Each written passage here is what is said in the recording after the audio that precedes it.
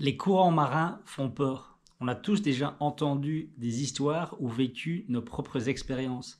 Moi, par exemple, je me souviens, lorsque je partais avec mes parents en vacances dans le sud-ouest lorsque j'étais petit, je faisais du bodyboard avec mon grand frère. Et tous les jours, tous les après-midi, on voyait des hélicoptères qui allaient rechercher des baigneurs qui s'étaient noyés, qui avaient été pris dans des baïnes. Et clairement, j'en garde un souvenir un peu particulier.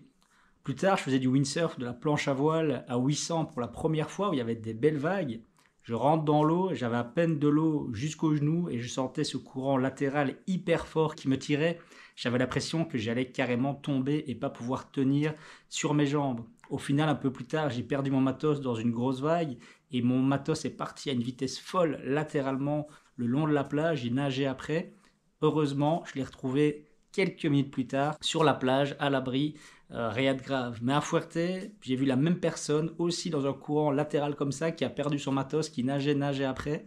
Sauf que le matériel, là, il allait s'écraser dans des rochers et le surfeur allait terminer aussi dans les rochers si une autre personne ne l'avait pas aidé. J'en ai plein d'histoires comme ça. Un pote qui est parti aussi à Fuerte, qui a voulu revenir dans une baie, il y avait un courant d'arrachement qui tirait vers le large, il s'en est pas rendu compte tout de suite, il a commencé à ramer contre, à s'épuiser, pour finalement se rendre compte qu'il n'y arrivait pas, il est sorti beaucoup plus loin par des rochers et dans des grosses vagues qui déferlaient, donc il s'est fait lui aussi une belle frayeur. Et l'objectif de cette vidéo, c'est de t'aider à mieux comprendre les courants, pour mieux les utiliser en tant que surfeur et surtout ne plus en avoir peur. Salut, moi c'est Anthony et je fais des vidéos surf et surf skate. Si tu ne me connais pas, alors bienvenue à toi et si tu es de retour pour une nouvelle vidéo, merci d'être aussi fidèle. Alors si tu ne l'as pas encore fait, je t'invite à télécharger mon guide pour apprendre ton take-off et l'améliorer. Tu trouveras le lien dans la description ci-dessous. Alors la première chose importante, c'est d'apprendre à repérer et reconnaître les courants. Évidemment, c'est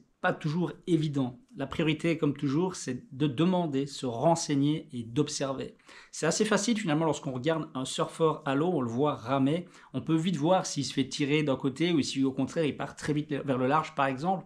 Donc c'est vraiment en analysant, en observant et en se renseignant qu'on va pouvoir obtenir un maximum d'informations sur les courants du spot sur lequel on va. On va aussi avoir des indices. Par exemple, si on voit qu'on est sur une belle plage, une belle grande plage, qu'on a des vagues qui déferlent à un endroit et qu'à gauche et à droite c'est tout plat, ça veut très certainement dire que dans ces zones plates, c'est des courants qui tirent vers le large. Mais c'est pas toujours vrai non plus. Il faut pas à chaque fois penser que s'il y a une zone plate, c'est une zone de courant. Par exemple, je connais très bien un spot à Fuerte où on a des rochers sur la gauche, on a une zone toute plate le long de ces rochers qui est en fait un canal qui permet de se rendre facilement au large, mais aussi de revenir très facilement. Et puis sur la droite, on a les vagues qui déferlent et là, on a plutôt un courant qui va tirer latéralement. Alors on va aussi pouvoir observer l'eau. Est-ce qu'on voit du mouvement sur l'eau? Est-ce qu'on voit justement de l'eau qui se déplace? Est-ce qu'on le voit? Est-ce qu'on voit des objets qui sont à la surface, un bout de bois par exemple qui se déplace? Est-ce qu'il y a une accumulation de mousse? Voilà, il va pouvoir y avoir des petits indices comme ça qui vont nous aider à repérer un courant, comme aussi des changements de couleur par exemple. La règle numéro 1 lorsqu'on est pris dans un courant, c'est évidemment de ne jamais ramer ou nager contre.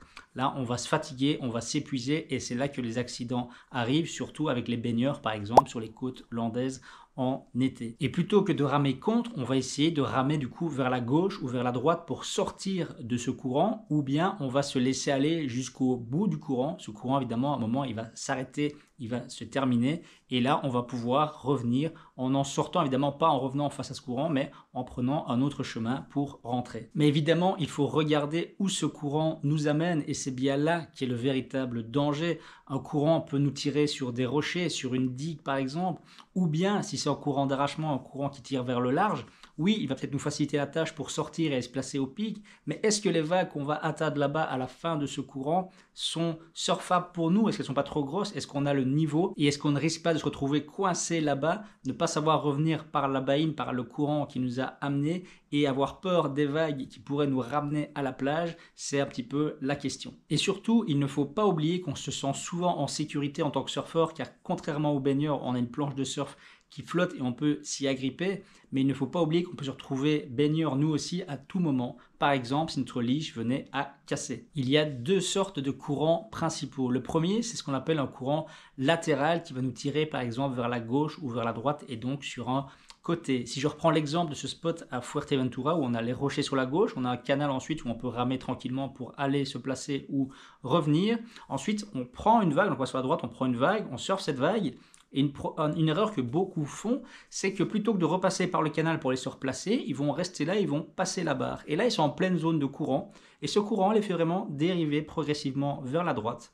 Du coup, au lieu de surfer calmement, d'aller reprendre le canal, reprendre une vague, ils doivent chaque fois passer la barre. Et finalement, ils se retrouvent à surfer des vagues de moins bonne qualité, des vagues qui déferlent plus d'un coup et qui ne vont pas vraiment présenter une belle trajectoire, une belle épaule qu'on va pouvoir surfer longtemps. À ce moment-là, l'objectif, c'est vraiment de prendre un point de repère sur la plage, par exemple, pour pouvoir se rendre compte qu'on dérive et se replacer en permanence en ramant vers la gauche ou vers la droite. Là, on n'a pas le choix, on est obligé de faire face au courant, mais c'est rarement un courant très violent et par contre, ça devient vite très physique. Donc, c'est des sessions où on va être épuisé beaucoup plus rapidement parce qu'on doit en permanence ramer latéralement pour se replacer par rapport à ce courant. L'autre courant le plus célèbre, c'est le courant d'arrachement, le rip current en anglais. Il est d'ailleurs très célèbre en France, notamment à cause des baïnes. Alors dans le sud-ouest, les baïnes, c'est un phénomène qui va se créer avec les marées. Donc on va vraiment avoir des déplacements de sable. Tout ça, ça va créer des espèces de petites bassines, des espèces de petites piscines sur les plages qui vont se remplir d'eau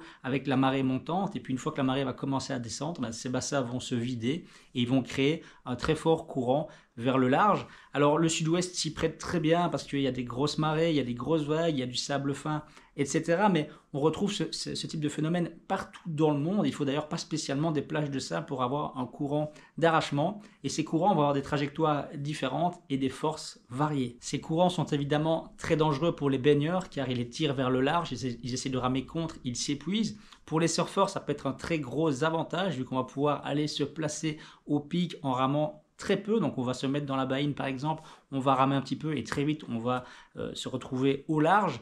Mais attention, comme je le disais, de bien savoir si on a le niveau ou pas pour se retrouver à cet endroit, car si on prend la baïne qu'on se retrouve au large, on peut se retrouver coincé dans une zone où les vagues sont trop grosses pour nous, on peut vite prendre peur et ne pas arriver à rentrer en ramant face au courant. Voilà, j'espère que tu en sais maintenant un peu plus sur les courants qui te font moins peur et que tu sauras comment les utiliser lorsque tu seras en train de surfer. Je te dis merci beaucoup et à la semaine prochaine pour une nouvelle vidéo. Salut!